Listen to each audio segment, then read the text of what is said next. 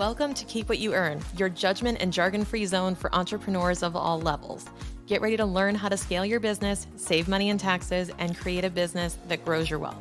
If it feels like the financial side of business is like eating your vegetables, well, then think of this podcast as the ranch dressing to make the process a little more enjoyable. My name is Shannon Weinstein. I'm a CPA and business owner on a mission to simplify money and empower others through knowledge. I hope this episode inspires you to take action, but remember that the information we share is for educational purposes only and is not individual tax advice. Now that we got that out of the way, let's start the show.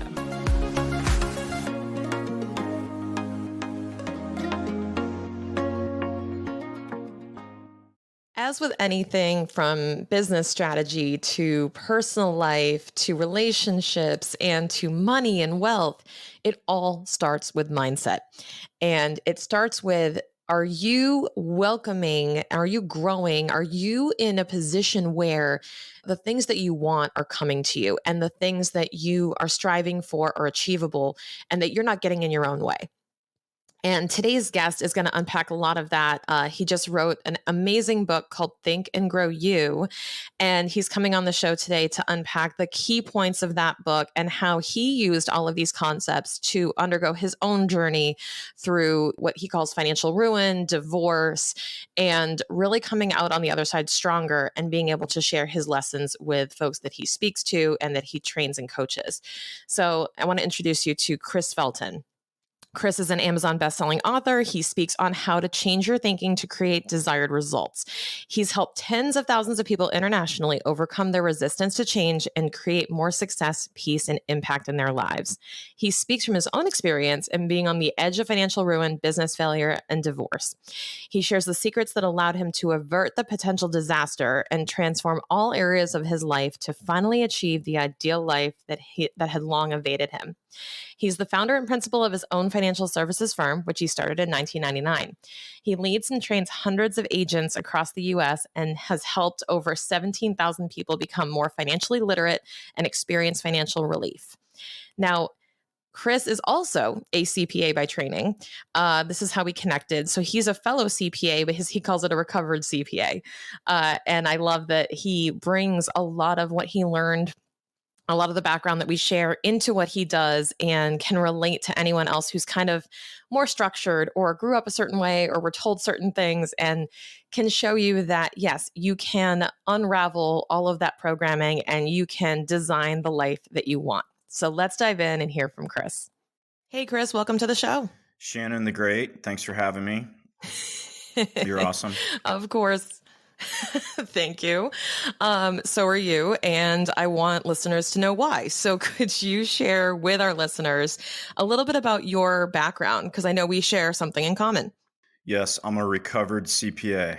That's what I am. Anyway, fully recovered. I'm in Denver, Colorado, Colorado State grad. I'm 51. Spent 7 years with Arthur Andersen, Big Six Public Accounting.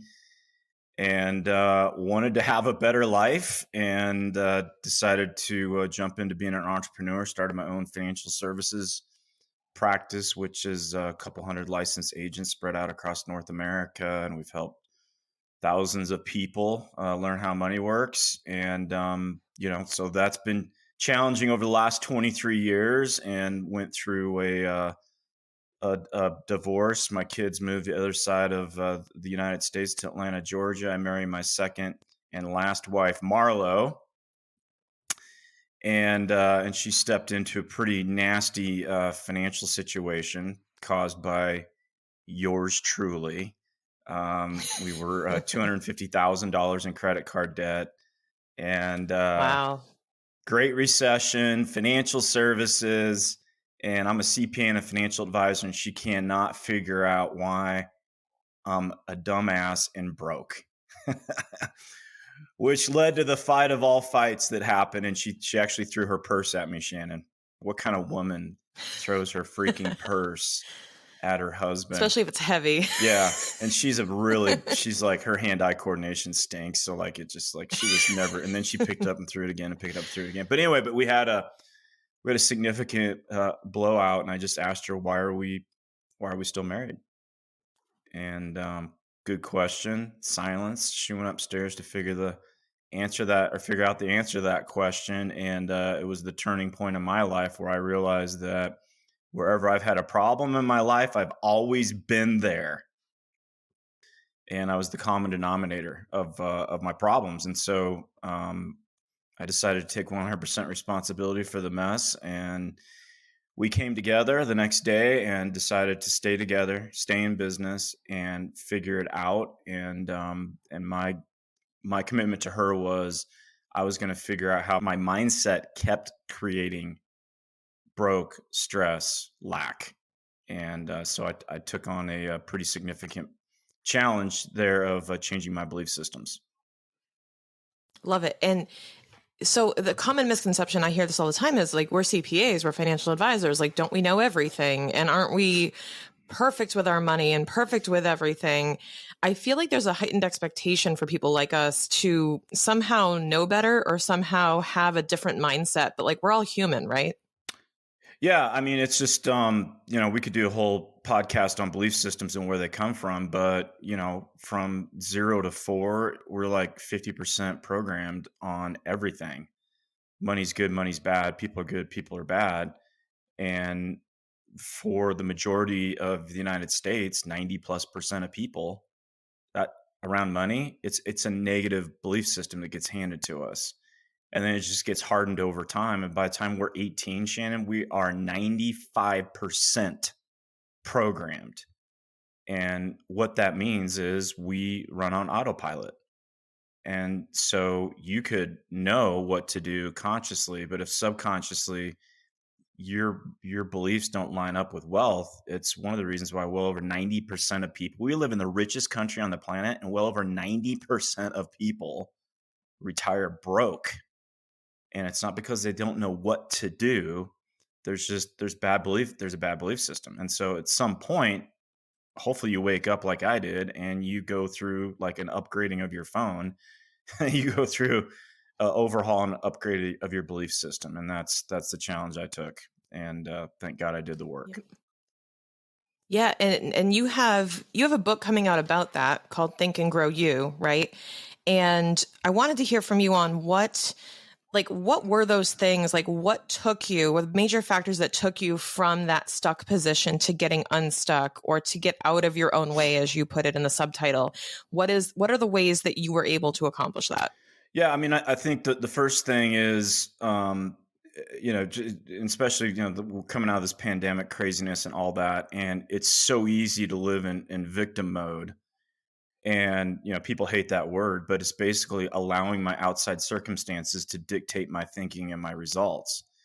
And so this kind of outside in approach to life is very unstable, and it creates unstable thought processes. And, the older I get, Shannon, the more I realize it's 100% mental. And so I lived that, and it was my ex-wife's fault. It was the recession. It was my team. It was, it was just justifications, validations, keeps you stuck. And so the only way you change is you're like, okay, I 100% created it all, 100% responsibility. And then it's accepting your situation, which I didn't get that word, but I hired a world-class coach for 4 years. He's just unbelievable. And he just said, you don't need to love it, but man, you got to quit hating it. Like, you created the mess, quit beating yourself up, accept your situation, right? It's kind of like a flat tire. I mean, you could sit there and debate why you have a flat tire, and the flat tire does not care. So the quicker you're like, I got a flat tire, doesn't really matter whose fault it was. I got a flat tire. So what do I want, and what's the next thing I need to do? And that's what he challenged me with. Chris, what do you want? What's the next step? Get the jack, get the spare. I want to be back on the road. Take the next step. And you can take that next step being pissed off and angry, or you could take it with acceptance, which is at least a peaceful approach. And you can start changing your life one step at a time. And that's what we did. So Yeah, it's kind of like accountability, but not blame. So it's not trying to direct, a negative assumption or anything at anyone or anything, and just going, what did I do to contribute to this? And then how can I modify that behavior or try to drive another result going forward? Am I understanding that Yeah, correctly? I mean, I mean, you could spend time blaming. I mean, it was, I'd Mm, spent a lot of time focusing on my ex-wife. But I talk about how I got over that. I mean, there's all sorts of, mm-hmm. I mean, pick your flavor of the day. There's enough out there that you could blame, but Yeah. it's not going to change your life. And it was, Yeah. And you talk a lot about putting in the work to make that happen. What does putting in the work look like to you in terms of what you actually did to make that shift? yeah, I think, I mean, we're talking kind of early 2023 right now. And I think, people are, they're starting the year and I got 30 things I want to change. They're all excited and then eventually, willpower is like a gas gauge. I mean, eventually you run out of gas. And if you're trying to change 30 things at once, you won't change anything. So, for I mean, the steps in the book is, first and foremost, you got to really know what you want. And that is a very beat up talk in personal growth and development. And most people will hear what I'm saying, like, oh, yeah, I don't have clarity of what I want. I don't know what I want. Right. I'll get to it tomorrow. And finally, I just had to take a time out. And my wife and I sat down, and whether you're single or married, doesn't really matter. And I was like, what do we want? What do we really, really, really, really, really want? And instead of going left brain CPA, Shannon, and spreadsheeting it out and getting excited about the math and the numbers, that kept me stuck. We spent more time on why do we want it? What's the feeling we want to get out of hitting some financial goals? So first and foremost, you got to know. And then the second thing that I started incorporating a very focused, just morning routine of growth and development, doing the work, right? Prayer, visualization, imaging, gratitude, whatever it is. There's a million things you can do. Just pick some things and do it. But 30 minutes a day, just 30 minutes a day, that's 4.5 working weeks over decades of you working on you. You're going to change. And so I had to connect with my image, connect to the vision of what we want, being able to see it, do the work on my belief systems. But then I had to put my plan aside, or I had to put that aside, the 60,000 foot level, and then I had to go execute at the 3 foot level, right? And execute my plan whether I felt like I was ready or not. Because I think a lot of people, Shannon, are like, once I'm fixed, then nope, Right. total mistake. Yep. And you'll be waiting a long freaking time. So I had to Yeah. put it aside, execute my plan, and just keep moving forward one step at a time. And I know you mentioned this a few times about the programming, right? That we are almost conditioned into that victim mentality, as you put it, kind of the surrender to the external circumstances and to our thoughts around money. What do you think contributes to that? Because it's an interesting thought. I was going through your career and your story, and I'm thinking, by all definitions, at least how I was brought up as well as a CPA, was you and I checked all the boxes. We were on paper successful. We were doing all the things that we were told to do, and yet found ourselves in this stuck place. So it's kind of that, what do you think contributes to that stuck feeling, or to even when you're in that position where you're like, wait a minute, but I did all the things. I did all the homework. I checked everything off the list that I was supposed to do, and I still feel this way. Can you unpack that a little bit? Yeah, I mean, the gist of my book is, I'm not trying to portray myself as some, guru or, I got it all figured out or I arrived. One of my favorite quotes is, we're a miracle and a mess at the same time.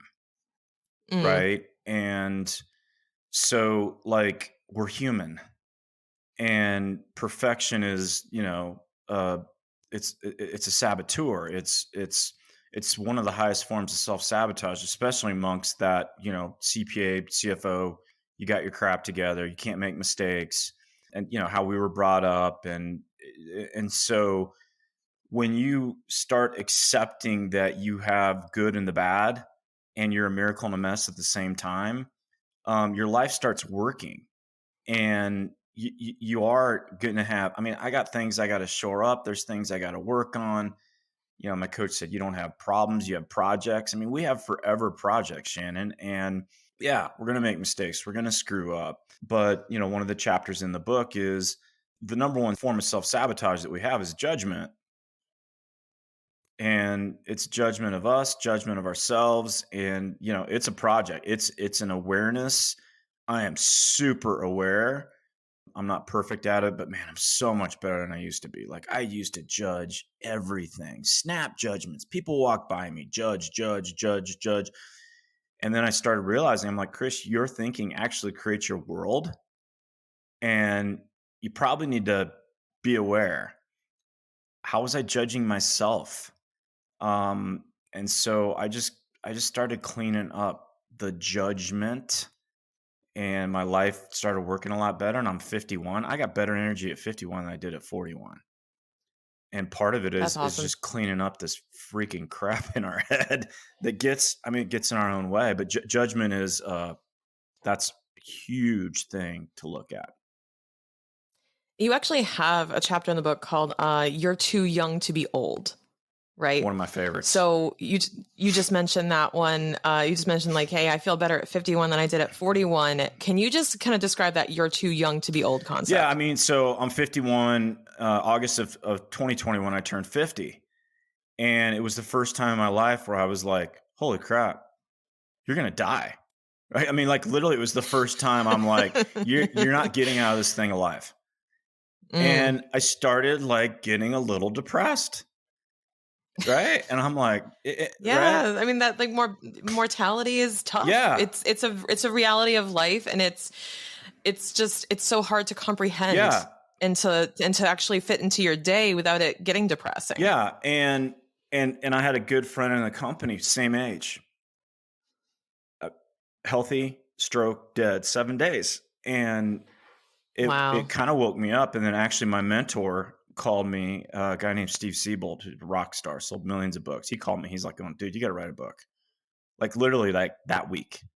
I'm like, when am I going to do this? Anyway, so I'm fortunate, Shannon. I got a lot of angels around me all the time in my business. And this lady sent me this. It's a New England Journal study of New England Journal Medicine study. And it says, you're in your prime at age 60. Your most productive years is 60 to 70. Your second most productive is 70 to 80. Your third is 50 to 60. The average age of CEOs, 62. Average age of pastors of the top 100 churches in the US, 71. The average age of a pope is 76. So I read that and I'm like, holy crap. And then I started sharing that with my clients, that study. And I could see instant shift in their energy. They're like, oh my God, the best is ahead of me. It's not behind me. And so the kicker was I was a closeout keynote speaker. There was a crowd of 1,000 financial advisors in Texas about a year ago. And I got brought on stage on this to be a panelist. And I wasn't sure what to talk about. And I'm like, I need to talk about this. And so to the crowd of 1,000 people, probably 75% of them were over 50. That's my industry. I said, how many of you are over the age of 50? And I heard 2 people go, woo. Like, I mean, it was like nobody wanted to admit they were over 50. And then I read the study. Everybody goes nuts. We have a reception afterwards, and hundreds of people text that to me, email that to me. And then the next day, I don't know if you know who Sharon Lechter is. Sharon Lechter was a co-author of all the Rich Dad series. I mean, she's she's a rock star. Written probably 20 books. She's in her probably late 70s. She was a keynote. The next day, she's speaking. She wasn't there the night that I talked, and she's going through her presentation. She has that exact New England Journal study in PowerPoint, word for word. Unbelievable. And then she's like, how many of you are over the age of 50? And like everybody goes ape shit, right? Like they're like, yeah, I'm over 50. Woo! She's like, I've never gotten that reaction before. But Wow. yeah, and it was and I was talking to one of my good friends. He's a fund manager, total stud, 55. And I could hear in his voice, he's like, well, time's getting kind of short on. I'm like going, dude, you're 55. I'm like, shut the hell up. And then I sent him the study and Yeah. he read it and he called me back. He's like, all right, man, I really needed that. So I think that's going to be a big Yeah. part of the book that's going to really impact people in a huge way. Yeah, and coinciding with that, and I'm so happy that people are learning these things in their life and not too late in their life, because there's still so much potential. You're only halfway done, and it's like, look what you've done so far. And I think that people just don't have a perception of what they can accomplish in the time that they have. And it's interesting too, because this connects back to our story, me and my husband. So the people who are listening, you guys know that part of a big part of our story is that my dad passed when he was 56. My husband's dad when he was in his, I think, mid 60s, both from a terrible disease, both from liver and pancreatic cancer. Oh. And both of them were answering work emails the day before they passed. Both of them were still working. Both of them were still in the hustle. And I was just like, oh my God, retirement isn't promised. Retirement isn't guaranteed. And every day needs to be moving towards something or making the most out of it, because they spent so much time just in the grind and the hustle for something better later. And I was like, wow, and you may not even get it. You may not even get whatever it is you think is on the other side of that rainbow. Like, it may not happen. So we kind of adopted this mindset too of, well, live life now. Like, we're, in a way too old to be young. We were just going, we're too, you never know. You never know what's going to happen. So you have to live life now. And that's why we're currently in Costa Rica. We just said, well, retirement's not promised. So here we are. We're going to just live life the way we want to and get out of the, you must do this and then this will happen, or the routine, the expectation, the surrendering to the external circumstances, and whatever judgment comes along with that. Yeah, no, I mean, one of my chapters is don't retreat. And it's this mentality that's like, okay, one day I can chill and cool it. And you think there's joy in that, and there's not. And No. the only way you're truly, truly fulfilled is you got to be growing as a person, and you have to be contributing to others. That's it. That's why I wrote the book. I'm like, I got to grow. I had to grow to write it. And it's all about, because when I turned 50, I'm like, dude, what are you going to do? And the word that hit me was impact. And that's where I find joy. So it's good. So we were talking about, the judgment and other things that were kind of coming up. And I think that in a sort of way, the opposite of that is kind of the forgiveness aspect, right? So you talk a lot about forgiveness in the book. Can you just you had a really cool story in there. Could you recap and explain, why forgiveness is so crucial to your success and happiness? Yeah, I mean, it's huge. I mean, I think we all, Shannon, we want peace in life, and forgiveness is the path. And I didn't get this, we were in a mess. I hire a coach with money I don't have. I'm a CPA. I'm looking for the strategery and the tactics and, all that stuff, right? I'm like, oh, there must be some technique or strategy I'm missing. And my coach was, in his late 70s, financially independent since he was in his early 40s. And, we end the first coaching session. He's like, I got a homework assignment for you. I'm like, oh, goody, homework, right? And he said, you need to forgive your ex-wife. And I'm like, ooh, dude, she's a horrible person. Like, what are you talking about? Like, dude, what is your freaking problem? Like, she sucks. Like, he said, dude, if you don't do it, you'll be a broke joke your entire life. You'll never let your money in. And I was like, okay. And he always asked this question. I hated it. My guys hate it when I ask. I'm like, based on results, how's your way working? And right, hated it. I love it. But it's spot on. He's like, you're broke. Your wife's not staying for much longer. You better get your shit together, right? Mm-hmm. And I'm like, well, how do I forgive her? He's like, when we're done, grab a pad of paper. Thank God I'm coachable. Grab a pad of paper, write her name at the top, and I want you to write down everything you appreciate about her. And I'm like, I've never stared at a piece of paper for an hour. And I'm like, Yeah. holy crap, the resentment is real. So finally, like an hour in, I'm like, she's a great mom.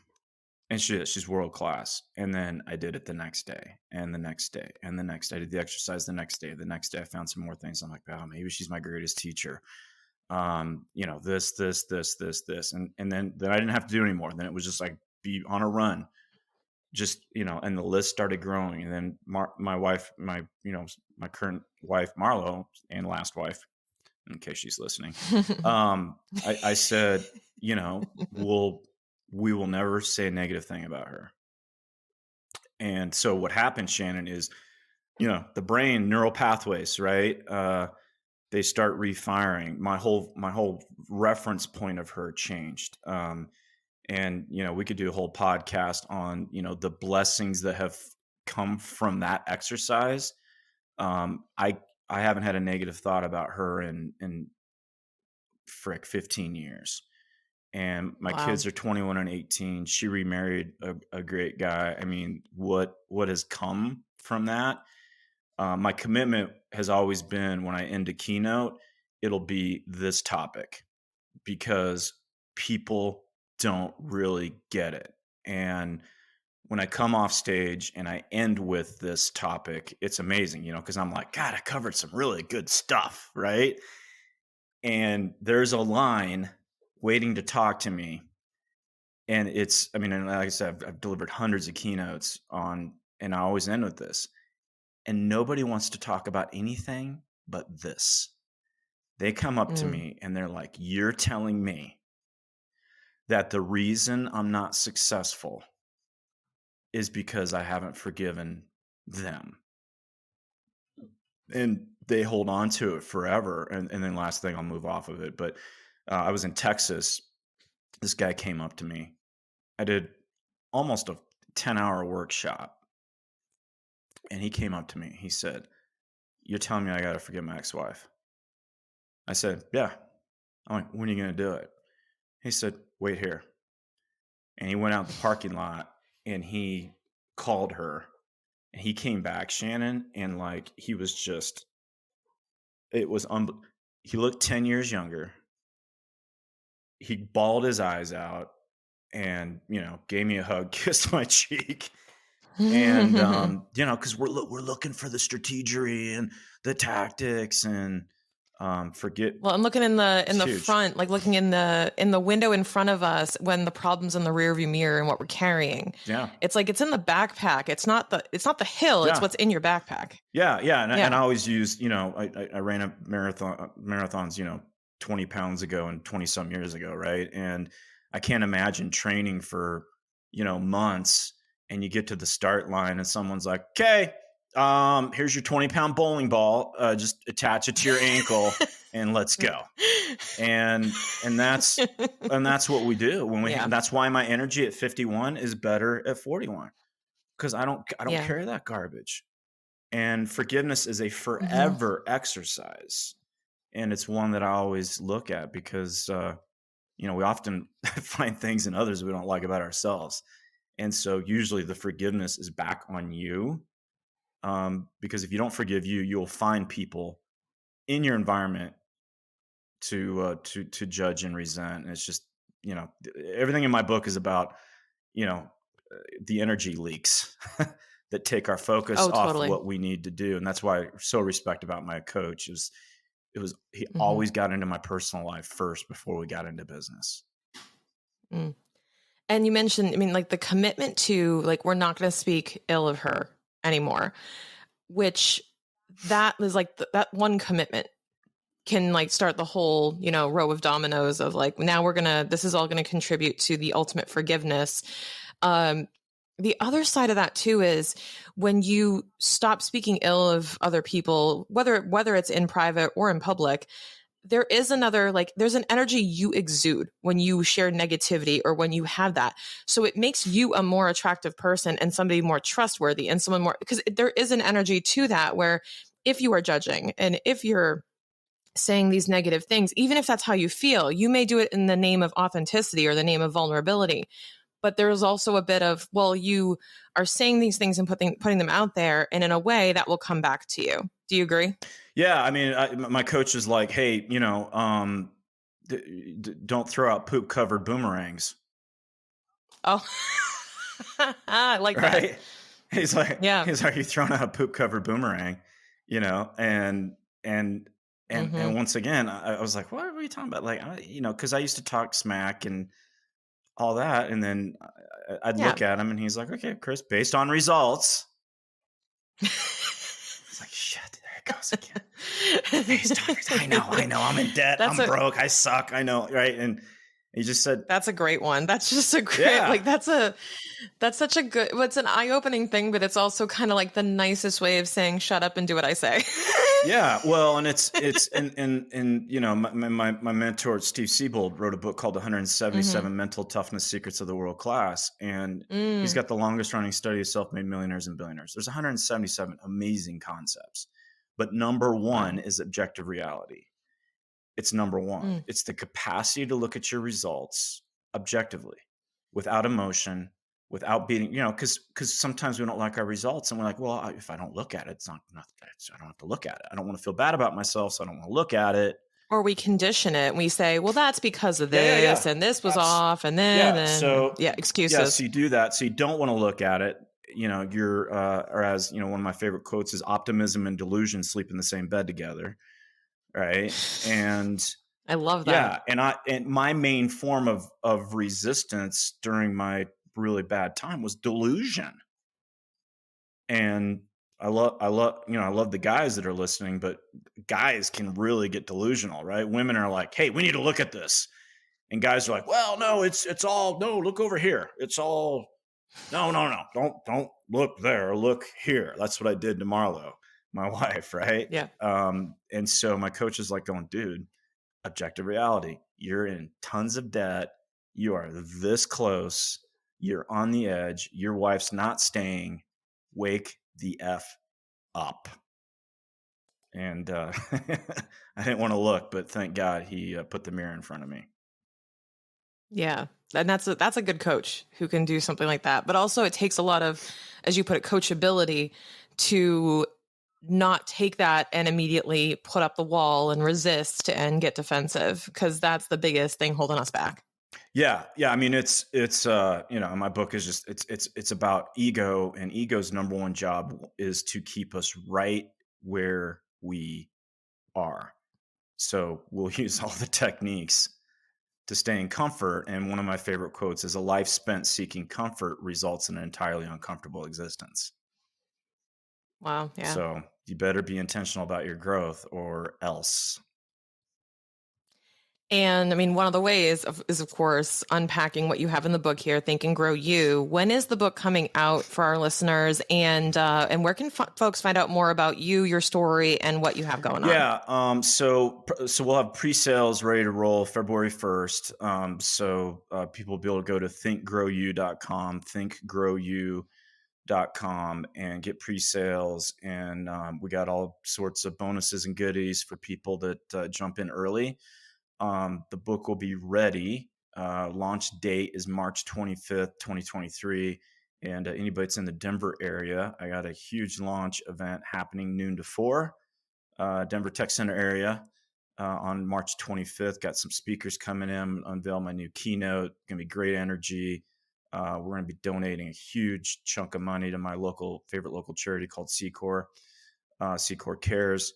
But yeah, you can, thinkgrowyou.com, chrisfelton.me. Those are places you can find me. Anyone that's, looking for speakers or, I got many workshops, and the cool part about the book, Shannon, is somebody could literally go into the book, pull out the 4 to 5 things that they want me to talk about specifically to their groups, and have me come in and we can custom tailor talk workshops to fit their needs. Love it. Love it. And we'll have all of those links in the show notes too. Chris, thank you so much for jumping on the show today and sharing all that with us. Sister, great to be with you. You're a rock star. Thanks for having me. Of course.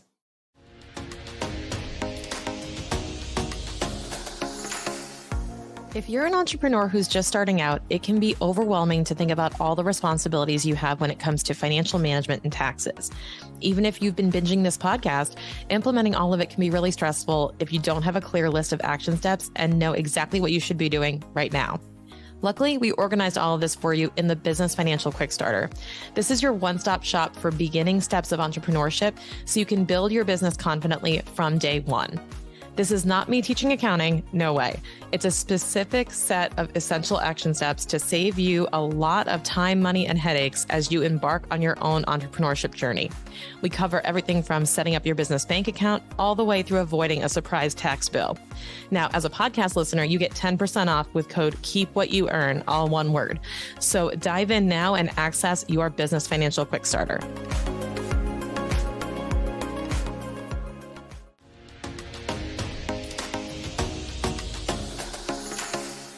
Thank you so much for listening. If you enjoyed this episode, please leave a rating and review on your podcast platform. This small action goes a long way for podcasters to get our message heard by more business owners just like you. Be sure to check out the show notes for links to information about our guests and ways to get in touch with me. We'll see you on the next episode.